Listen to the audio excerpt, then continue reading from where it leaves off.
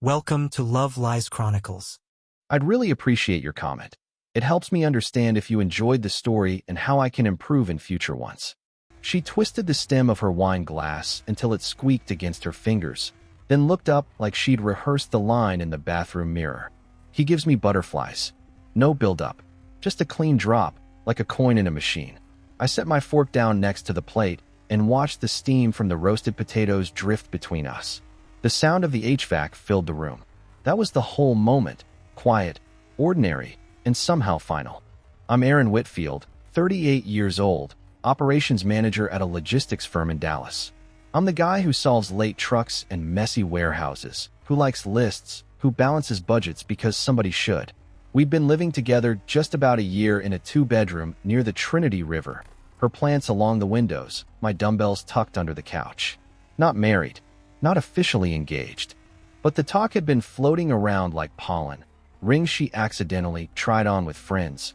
Weekend getaways where the word future kept dropping into conversations like it belonged there. Perfect, fly away with him. That was my answer. It came out calm, almost gentle, the way you confirm a delivery address. Her face tightened at the edges, not with shame, just surprise. The script in her head called for jealousy and raised voices, a scene worth texting about later. I took a sip of water. The kitchen clock ticked. She blinked, recovering, then let a half laugh out through her nose and said I was cold. She didn't say I was wrong. I didn't ask who he was. I already knew the outline. A guy from a team lunch, or the gym, or somebody's rooftop party. A man with stories that sound better at midnight than they do at breakfast. Butterflies are easy in borrowed lighting. What takes work is being there at 6 a.m. when the car won't start and the dog throws up on the rug. I'm built for the 6 a.m. problems. I've never been offended by that. If I'm honest, I'd felt the wind shift weeks back. The perfume that arrived with the package she didn't mention, the laugh she practiced when nobody was around, the new habit of turning her phone face down. I won't become an investigator in my own home. I kept cooking dinner, kept taking out the trash, kept doing Tuesday laundry because folded clothes still feel like respect, even if it's only mine. We ate in silence for another few bites. I salted my potatoes. She stared past me into the living room, where the TV stood black and reflective. So that's it. The question hovered like smoke. I let it pass. I cleaned my knife with a corner of bread, tasted the rosemary and lemon from the chicken I'd marinated that morning. There's a funny thing that happens when someone tosses a grenade on your table and expects chaos. Sometimes it doesn't detonate. Sometimes it just sits there and you recognize it for what it is, a decision you didn't have to make yourself. All week she'd been nudging at a topic with her eyes, measuring my responses to harmless sentences. Do you ever think we got serious too fast? Do you ever feel stuck? I'd answer honestly, I think we're adults. Stuck is a word people use when they want to be carried. She'd smile and change the subject. Tonight she skipped the questions and went straight to the verdict. Butterflies. I thought about the ring she once pretended to hate, then circled back to online 3 nights later just to look. The box in my dresser with a receipt I never signed. I pictured the whole possibility like a drone shot pulling away from a house. Bright windows, a porch swing, 2 silhouettes in the kitchen. Then the frame widened and the house got small. The image kept shrinking until it lifted off and vanished completely, light as her word. She stood, pushed her chair back too hard, and the legs squealed on the tile. No tears. She grabbed her purse, scrolled her phone with the quick, nervous thumb of someone waiting for a notification. I can't with your attitude. The door to the hallway opened. A draft moved past my ankles. The latch clicked like punctuation at the end of a text. I stayed seated for a minute, listening to the building's plumbing hum in the walls, the slow settle of heat in the oven, the quiet. I cleared the plates. That's what you do when there's a mess and no argument left to have. Dish soap, hot water, the rhythm of a sponge across ceramic. I stacked the leftovers so the fridge wouldn't smell. I wiped the counters. I just wanted the space to reflect how my head felt. Ordered, simple, undecorated by wishful thinking. I took out the trash and passed our neighbor's door where their baby cried in quick, healthy bursts. Real life in stereo. Back inside, I stood at the bedroom door with the light off and watched the faint gray rectangle of the window. A month ago, I'd moved some emergency contacts around, work thing mostly. A week ago, I'd favorited a couple of apartment listings on a whim, sublets near White Rock, A townhouse in Oak Cliff with too much brick. No plan. Just a quiet acknowledgement that the future likes a man who keeps options. Maybe I'd always known this was coming. I lay on my back on top of the covers and tried the sentence out loud once, just to be certain. Perfect, fly away with him. It still fit. There was no bite in it. More like a door I'd been meaning to oil that finally opened without a creak. Thoughts of marriage, hers, mine, everyone's, floated up and disappeared like the steam from the sink. It wasn't hard to let them go. It was like finding a jacket in your closet you don't wear anymore and realizing it never fit right to begin with. I'm not competing for someone already leaning toward the exit. I won't campaign for attention in my own house. If that sounds cold to someone who needs drama to feel alive, so be it. I live in the world of schedules and trucks and maps, where things either arrive when they should or they don't. Butterflies don't carry freight. They don't move a single box. They float. They feel nice for a second, and then they go wherever the air tells them. I respect their nature. I just don't build my life around it. When sleep came, it came fast. The kind of sleep I used to get after double shifts when we first moved in, back when the apartment smelled like fresh paint and takeout noodles. I didn't dream about her, or him, or what she might be wearing at midnight on some rooftop. I dreamed of stupid things, streetlights on an empty road, a green line on a map sliding forward in the right direction, the low, steady hum of a machine doing exactly what it was designed to do. I woke before my alarm, clear as morning water, and made coffee for one. Monday arrived with that strange, weightless quiet you get after a storm that never quite broke. I went to work, cleared my inbox, fixed a routing issue that had been nagging my team for a week, and drove home expecting more of the same calm. The apartment smelled like her new perfume even though she wasn't there. 2 wine glasses in the sink, one with lipstick I didn't recognize. She came in late, heels in hand, voice brighter than her eyes. "You didn't call," she said, testing. I shrugged and rinsed a glass. Didn't need to. Her eyebrows lifted the way they do when the audience misses a punchline. She wanted a scene to measure her power. I offered a clean kitchen and a good night. Tuesday was more deliberate. She left a half-packed tote by the door, makeup bag open, a dress draped across it like a flag. She kept checking her phone and angling the screen away from me in that clumsy, guilty way people think looks natural. I made omelets and slid one her way. She pushed it back like it offended her. "I'm not hungry." I ate mine and hers without commentary. When she sighed loudly, I let the sound fall where it wanted. Silence isn't passive when you choose it. By midweek, she pivoted from theatrics to interrogation. "Do you even care where I am?" she asked from the hallway mirror, fixing earrings that weren't for me. I folded a towel. "You're free to go wherever you feel butterflies." The words didn't spike. They settled, and she hated that more than any argument. "You're so cold," she said, voice trembling with an anger that wanted a reason. "Maybe," I said. "Or maybe I'm clear." She paced the living room like she was waiting for someone to yell action. "So this is it? You're just going to pretend this doesn't hurt?" I shook my head. "I'm not pretending anything. I heard you. I believe you." She laughed, but it came out thin. "You believe me." "I do," I said. "That's why I'm not trying to sell you on staying." The mirror in the hallway caught her face, some mixture of fury and confusion I'd seen on supervisors when a deadline slipped out of their control. She checked her phone again. The message she'd been waiting on must have arrived, because the performance tightened into purpose. She grabbed her tote, tossed a jacket over her shoulder, and stared like I'd left a door open. "I'm leaving," she said, to clear my head. We both knew what that meant. Everyone knows to whom.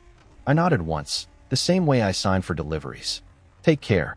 The handle clicked, and then the hallway swallowed her heels. I stood there a full minute, not to dramatize anything, just to let the house reset. The light from the kitchen fell across the floor, a neat rectangle that ended exactly where the living room rug began. I followed that line like a runway and walked into the bedroom. The closet was split the way couples think is equal, my side organized by color and season, her side organized by impulse and memory.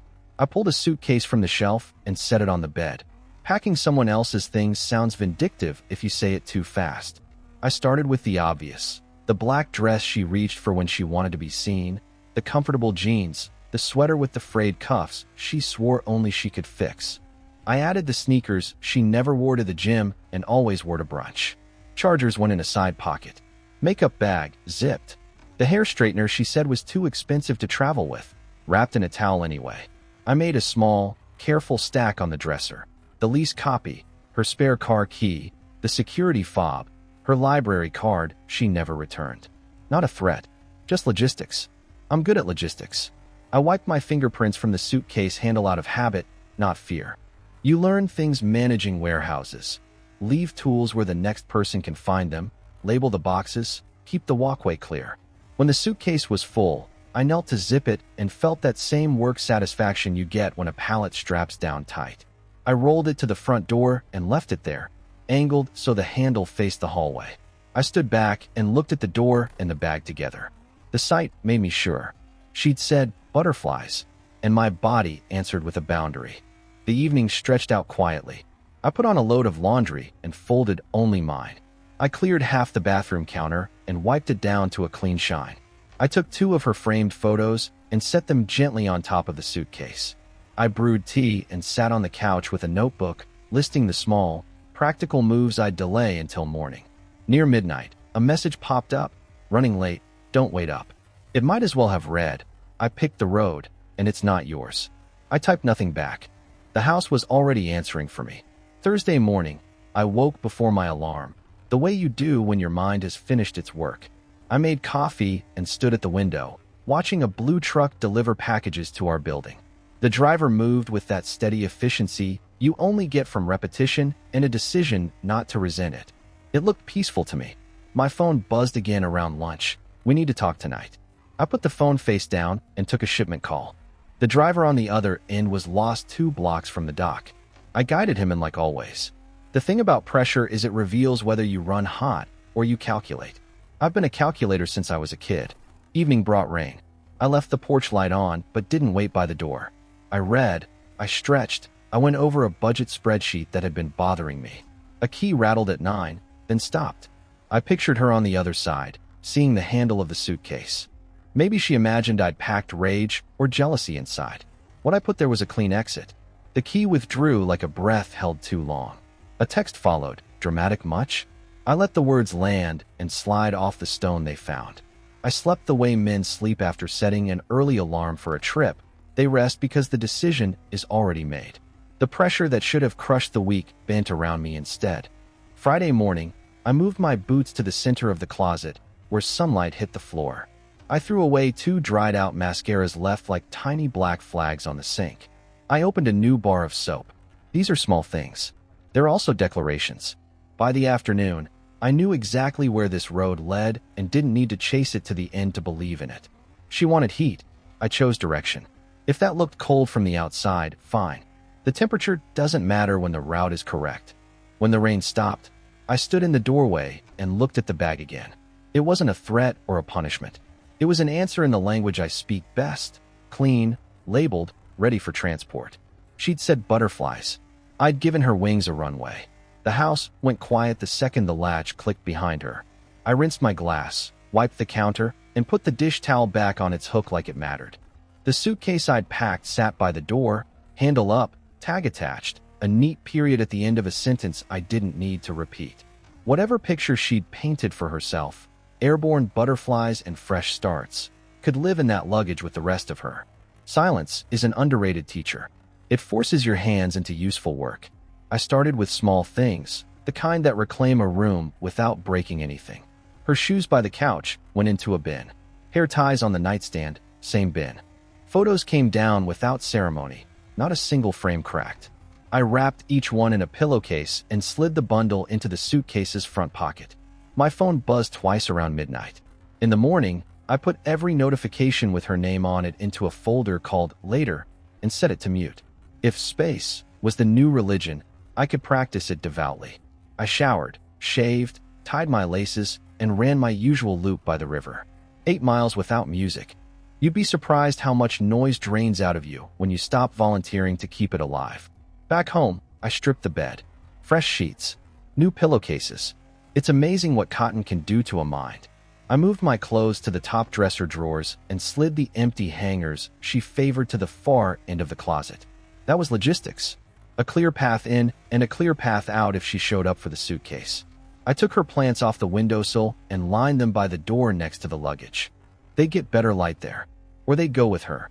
Either way, I was done watering what didn't feed me. Bills. Subscriptions. Access points. I opened the laptop and unfurled our digital life like a blueprint. Her profile on the grocery app came off the auto order. I removed her thumbprint from my tablet. Passwords changed on anything with my name on the invoice. Not to punish, to right size. If I'm carrying the cost, I'm choosing the passengers. Utilities stayed in place because I'm not petty, and the Wi-Fi password stayed taped inside the hall closet where it always was, just not for her devices. Work was cleaner than my living room had been the night before. I answered emails, hit my deadlines, and took a call I'd pushed off for weeks about a contract I wasn't sure I wanted. I wanted it now. At lunch, I booked a dentist appointment I'd missed twice and a Saturday session at the boxing gym near the office. You find out what you've let slide when you stop chasing what won't slow down for you. People noticed the calm before they knew the cause. A buddy asked if I'd switched coffee. I told him I'd switched strategies. No details. This wasn't a campaign. On the drive home, I realized the nervous itch to get to the door had vanished. No wondering what mood I'd be walking into. When I stepped inside, the suitcase was still there, handle up, little paper tag hanging politely. I let it be. It wasn't my job to move it any farther. Her friends pinged me in the group thread that night with the usual emojis and empty noise. I turned the thread on mute and archived it. If anyone wanted the truth, they could come ask for it. I was unavailable to the committee. The neighbor I sometimes bump into in the elevator said I looked rested. I almost laughed. Rest isn't sleep. It's the absence of pleading. Day 3 brought a kind of middle shift I didn't expect. I thought anger would sneak in when it understood I wasn't going to use my voice. It didn't. What showed up instead was inventory. How many decisions in the last year had I made to keep the peace that didn't exist? How many small edits to myself had I filed under reasonable because I was trying to hold both of us up? I wrote none of it down. Lists have a way of turning into evidence. I'm not a prosecutor. I'm a man reorganizing his house. I moved to the guest room that night, not as a performance, just to give my spine a new story. The room had always felt temporary, a halfway place for folding laundry or stacking boxes. With clean sheets and an open window, it became mine in 1 hour. I slept hard and woke up before my alarm, the way I did years ago when my mornings were earned, not negotiated. I made eggs, ate them standing at the counter, and left the plate clean in the rack. Pride takes weird forms when you're done explaining yourself. One short text went out on day 4. Suitcase is ready by the door.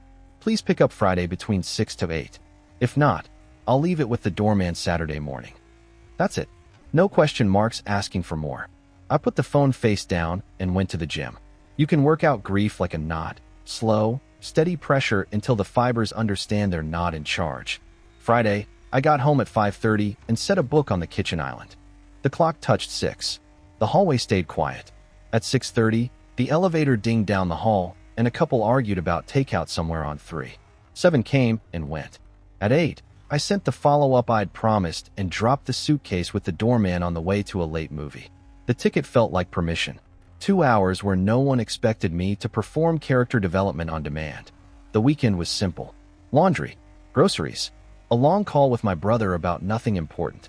I took a slow lap through the apartment with a trash bag and collected the leftover tokens you only see when you've stopped crying over the big objects.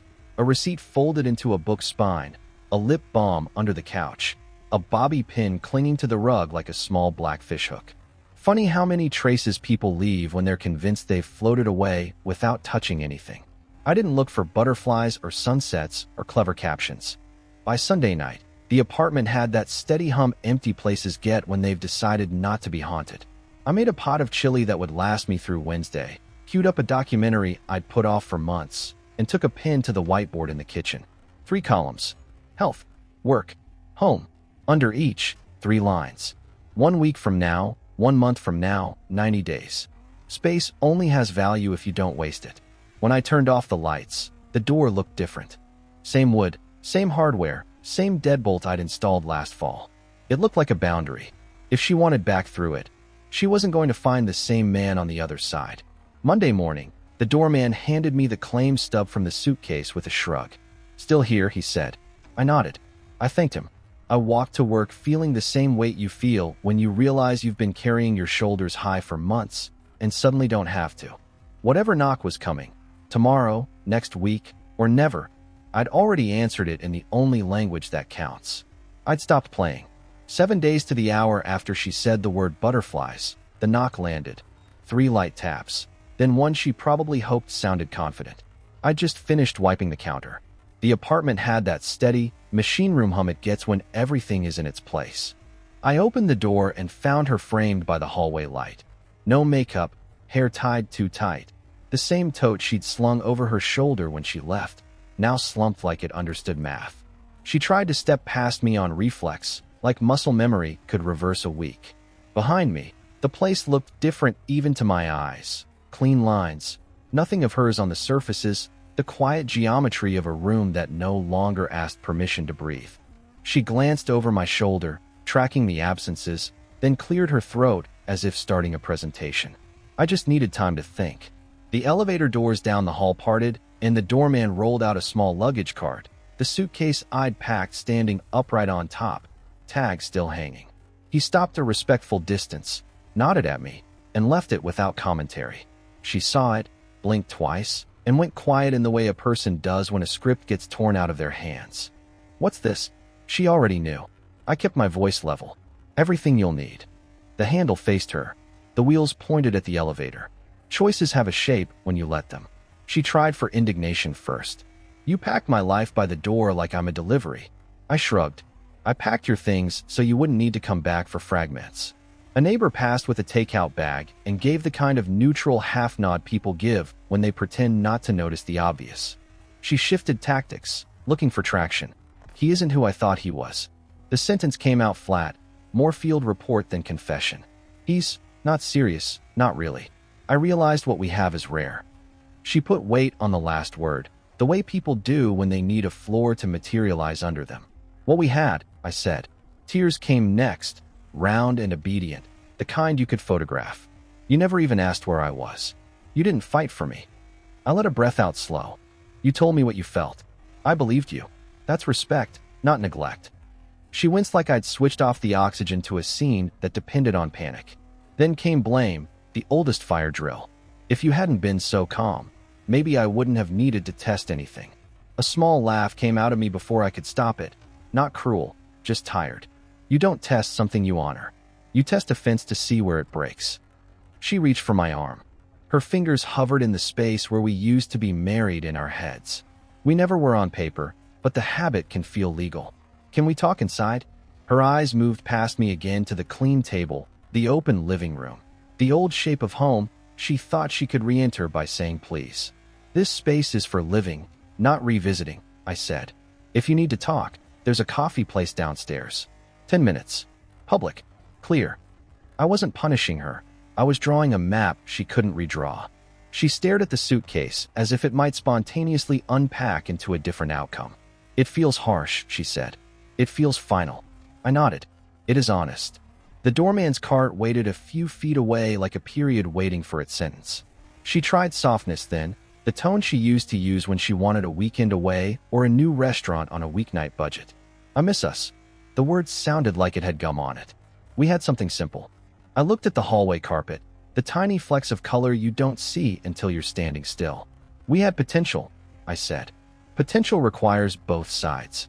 She thumbed her phone, maybe hoping for a rescue ping. Nothing came. The quiet began to draw lines around the scene. My shoulder against the frame, her tote slipping, the suitcase waiting, the hallway clock ticking in the ceiling. "You're not even angry," she said, half accusation, half plea. I shook my head. I was. Briefly. Then I packed. She tried one last pivot, the kind that sweeps all the pieces off the table and calls it healing. "We could start over." I nodded toward the suitcase. That's what I did. The answer didn't rise or fall. Something in her posture changed then, shoulders deflating, chin losing the war with gravity. She looked smaller in the doorway light, not fragile, just accurately sized. Where am I supposed to go? The building across the street glowed in rectangles. Other people's kitchens, other people's late dinners, a dog leaping for a toy. The world didn't pause for this. "Where you were headed," I said. "Or somewhere new that doesn't require flying on borrowed wind." She reached for the suitcase handle, then hesitated like touching it would electrocute the version of herself who still lived in here. Do you hate me? I shook my head. No. I just won't host the part of you that hates the life I build. That line surprised even me with how clean it sounded. Maybe I'd been writing it all week without knowing. The elevator pinged again. Someone laughed down the hall. The doorman glanced once, the professional kindness of a man who has ferried more breakups than packages. She squared her shoulders, pulled up the handle, and the wheels chirped lightly over the threshold. The sound was small and decisive. At the elevator, she turned and tried to stitch one more thread. You know I'm not a bad person. I nodded. I know you made a choice. The doors opened, and her reflection joined mine in the brushed metal. For a half second we were side by side again, a ghostly rehearsal of the life we almost formalized. Then she rolled in, pressed the button, and the doors dissolved her outline. I didn't close the door immediately. I let the empty hallway finish its sentence. The suitcase had left a faint line on the rug where the wheels had been, like a chalk mark from a slow, deliberate play. The apartment inhaled. The air moved the way it does when a room agrees with itself. I walked to the kitchen and stood with my palms on the island, feeling the stone cool and steady under my hands. I thought about the doorman, the neighbor with the takeout, the small audience I hadn't invited that now had the truth in clean shapes. Not gossip. She wanted a triangle. I had flattened it into a line. Knock, suitcase, elevator. People see more than you think when you stop arranging the lighting. Her game didn't collapse in a burst. It deflated with the polite sigh of an air mattress losing interest. Guilt, blame, panic. Each tried the door and found it locked from my side. I flipped the porch light off, deadbolt the lock she used to forget, and stood there until the click felt like punctuation instead of noise. Unreachable isn't ice. It's distance measured, then kept. She might message. She might circle back with longer words and softer clothes. She might tell a different story downstairs where people don't know the floor plan. That's all outside the door. Inside, there's only the steady hum and the shape of a man who didn't beg the wind to keep a kite in the air. When the elevator doors closed on the suitcase, the apartment exhaled and stayed that way. I rinsed the sponge and set it back in its cradle, flipped off the kitchen light, and stood for a moment with my palm flat on the door. The deadbolt's click felt less like shutting her out and more like sealing a jar, so what's inside stays fresh. Morning brought errands I'd written on the whiteboard weeks ago and kept skipping. I emailed the landlord to start the paperwork for removing a co-tenant. No drama in the language, just dates and unit numbers, and a polite request for confirmation when her fob was returned. I forwarded the same logistics to the doorman. If any packages show up with her name, hold for pickup through Friday. Decisions are lighter when they're written in clear nouns and verbs. At work, the day unfolded in clean lines. I closed a contract that had dragged all quarter, because follow-through is how I'm built. A guy from my team asked if I was free for a Friday happy hour. I said yes before I could invent a reason to stay home.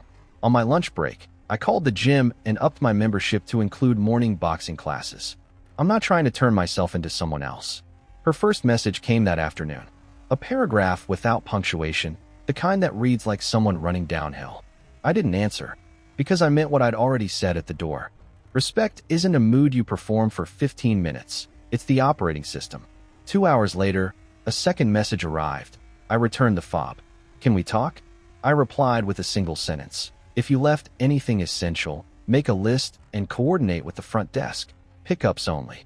By Thursday, the building staff confirmed what I already knew. Keys turned in, mailbox cleared. A neighbor who had always been friendlier with her than with me held the elevator and asked if everything was all right. I said it was, and for the first time in weeks, the answer wasn't an act. How are you? I asked out of habit, and the conversation shifted to her dog's surgery and the heat this summer and a produce market she likes on Saturdays. Life doesn't bow when two people fail to. That night, I made dinner for one and ate it at the table instead of over the sink. I wrote nothing profound in the notebook I kept pretending I would use to process feelings. I wrote the grocery list for next week and a reminder to oil the door hinges and a line that surprised me for how unremarkable it felt. Call about the Oak Cliff Townhouse. I'd favorited the listing before any of this started. I hadn't needed it until now. Friday after work, I stood on the balcony with a glass of water and watched traffic pulse along the river road. She texted again. He wasn't what I thought. I miss us. I read it twice and set the phone face down without replying. A month ago, That sentence would have sent me into a committee meeting inside my own head. Compare histories, weigh tenderness against insult, draft compromises no one would keep. Tonight it was just a sentence aimed at a door that doesn't open from the outside anymore. I went to happy hour and stayed for an extra round. The jokes were ordinary, the stories forgettable in a good way. A woman from accounting asked how long I'd been boxing and listened like it wasn't small talk. I told her the truth. 2 classes, counting tomorrow mornings. We left at the same time and walked toward the parking garage in a comfortable silence that didn't demand a next step. I felt no urge to grasp at anything. If the future wanted a say, it knew where to find me. Saturday, I called about the townhouse and set an appointment. The agent recognized my name from an old inquiry and laughed that the place had come back on the market. The previous applicant backed out last minute. I asked about square footage and light and noise at night. Logistics, always. When we hung up, I took a slow lap through the apartment, not as a goodbye tour, but as an inventory of what stays and what goes. The couch stays. The rug goes. The frame above the desk can hold a different picture. I pulled the box with the almost ring from the dresser where it had sat unannounced and carried it to the closet. I didn't try it on hope for size. I put it beside the winter coats and labeled the bin not ours. Late afternoon, a final message rolled in, the kind that presses every button. I made a mistake. I'm sorry. Can we meet? I didn't feel anger or pity or the old fatal desire to educate. I felt the same calm I feel when a driver calls from the wrong dock and asks if the freight can be moved to him because backing up is hard. The answer is always the same. We don't move the building. We show you the correct entrance. You decide whether to take it. I typed one line. I don't revisit what disrespects me. I wish you well. Then I muted the thread for a year. I slept early and woke before sunrise without an alarm. On my run, I cut a different route along streets I'd never bothered to learn. The city looked new because I stopped squinting at it through someone else's preferences. A stretch of brick row houses caught the first light and turned the color of fresh bread. I slowed down and walked that block twice, not thinking about love or loss, just listening to my feet. When I got back, the doorman waved me over. She left an envelope, he said, almost apologetic. Inside was a thank you note for packing the suitcase neatly and a keycard I'd already been told was returned. There was no signature flourish begging for an epilogue. I slid the card across the counter and told him to toss the note into the shred bin. He nodded, and that was the full ceremony the moment deserved. I signed the papers on the townhouse the following week. Not a reaction, just a clean move to a place with light in the kitchen at breakfast and a spare room that would hold a heavy bag and a desk. The old apartment needed a fresh coat of paint, so I patched the small dents and rolled the walls while the fans hummed. It felt like erasing pencil marks from a plan that had served its purpose. I left the set of measuring spoons she liked in the drawer on purpose. She's not coming back for them. People imagine closure as a door slamming, but that's theater. Real closure is a man making eggs in a quiet kitchen, paying his bills on time, answering only to the standards he set when no one else was clapping. She can tell any story she wants about butterflies that change shape mid-flight. I don't need to correct the clouds. The people who matter will notice the ground I stand on. I didn't declare new rules to impress anyone. I enforced the one rule that governs all of mine now. Respect is the admission price. If you won't pay it, you don't get in. I don't try to win people anymore. I refuse to lose myself again. A week after I moved, I saw a decal on a moving company's truck parked outside the boxing gym. A blue butterfly stamped on the tailgate, fading at the edges from too much sun. I looked at it the way you look at any old logo. A badge for something that once tried to define itself. The driver revved, turned the wheel, and pulled away. I walked inside, wrapped my hands, and got back to work. Dear listeners, please share your thoughts in the comments, and do not forget to like, share, and subscribe to the channel.